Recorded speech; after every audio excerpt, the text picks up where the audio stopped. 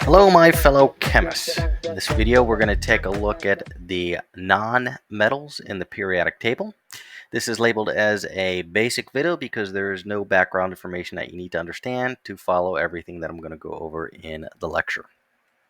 Of the entire periodic table, only 22 of the elements in it are the non-metals. Those are the ones in blue. You can draw a zigzag line down here to kind of separate them.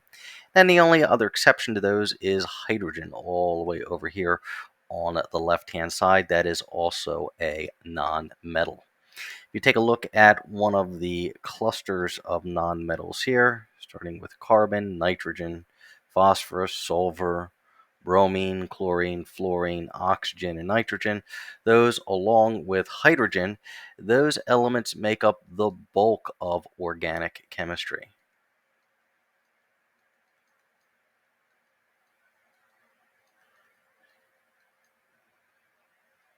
Now, technically, organic chemistry, you must have, to be an organic element, you need to have carbon and hydrogen in it. But these are the other elements that you typically find in organic chemistry: nitrogen, phosphorus, oxygen, sulfur, fluorine, chlorine, and bromine. And organic chemistry is basically used in the pharmaceutical industry to make all of the drugs that are prescribed in current society. I know this because one of the courses I teach is Organic 1 and Organic 2, and I would say well over 95% of all the reactions that we do involve these 1, 2, 3, 4, 5, 6, 7, 8, 9 elements. So those 9 elements, those 9 nonmetals, they make up the vast majority of the elements that are used to synthesize drugs in the organic chemistry field. There are also 2 groups that are named groups, and that would be group 17. They are the halogens. And then group 18, they are noble gases.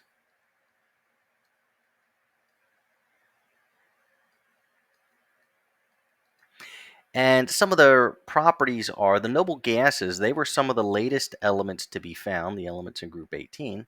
And the reason they were some of the latest elements to be found is because they don't like reacting with anything else. They have their octets filled, which means they have 8 electrons in their valence shell. The exception being helium, which only has 2 electrons in its valence shell, but its valence shell is still filled. Since their valence shell is filled, they don't want to react or interact with any other elements.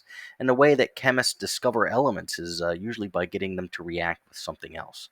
So these were some of the last elements to be discovered because they did not really want to react with anything else. Contrary to that, the elements in group 17, the halogens, are extremely reactive because they all have 7 electrons in their valence shell. And if they can make just one reaction, then they will match the stability of the noble gases. So halogens are extremely reactive, the elements in group 17, and the noble gases, the elements in group 18, are not reactive at all. So even though they're close to each other on a periodic table, they have very different properties. Again, you can see elements in the same group, group 17, similar properties in that they're very reactive, and elements in the group 18, their similar property is that they are not reactive at all. So let's take a look a little bit at halogens and then also at the noble gases and look at each of the individual elements in there and see what some of their common uses in society are. So if we start off by taking a look at fluorine, the first halogen. Fluorine is used in toothpaste and also used as an additive in drinking water. Then if we take a look down at chlorine and also bromine, chlorine and bromine are both used in the swimming pool industry to kind of prevent algae growth and to kill anything that could be growing in your swimming pool. And then iodide is commonly used in the inks and dyes industry and is also used as a disinfectant. Now, unfortunately, down here, element number 81, astatine. This guy does not have many uses. I checked and tried to find as many things as I could. Most of its isotopes are radioactive and they decay very quickly, so it's kind of a dangerous element to be around. So sorry, acetane. I tried, but there's not very much that you're used for. There are some uses where they're trying to use it as an anti-cancer agent, but those are they're just testing it out. That's not really something that's used widely. Don't mistake that for aspartame, the sweetener. Uh, Sweetener, good. Astatine will kill you. So even though they sound similar to very different things. Aspartame is an element. Aspartame is actually an organic compound, as you can see down there on the screen. That is an artificial sweetener. So if we then take a look at the group 18 and look at what they are used for, helium, as we probably all know, is a lighter than air gas. In fact, all of these elements in group 18 are gases, and it is commonly used in balloons to make them float. And then also it's mixed with oxygen, and when it's mixed with oxygen, it's used as an asthma treatment.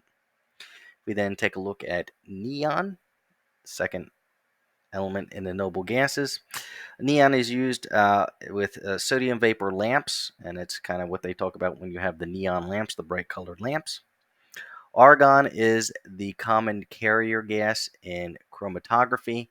Chromatography is a method in chemistry where you separate compounds, and argon is used as the carrier gas to kind of move the chemicals through to separate them because the argon does not want to interact with any of the chemicals. So it's a very good carrier gas to use. Krypton is used in miners' helmets to produce a very dependable light or lamp, which you would need if you're down there in the mine. So krypton's used for miners' helmets. And then if we take a look at xenon, xenon is used in some car headlights, and then it's also used as a general anesthetic gas. And then the last one, radon down here. Radon is used for some cancer therapies. Now, the only non-metal that we haven't talked about yet is hydrogen. Hydrogen used to be used in uh, lighter than air balloons and blimps, but then in 1937, the Hindenburg exploded because it had the hydrogen filled in it, and then after that, all of the blimps started to use helium rather than hydrogen. And that Hindenburg actually exploded in New Jersey and caused 35 people to die. So hydrogen used to be used as a gas for lighter than air ships, but then they switched over to helium. Nowadays, hydrogen is one of the two main elements that's used in almost all reactions with organic chemistry. All right, that's it. I hope you learned something in today's video. If you did, make sure you subscribe and like, and I will see you for the next lesson.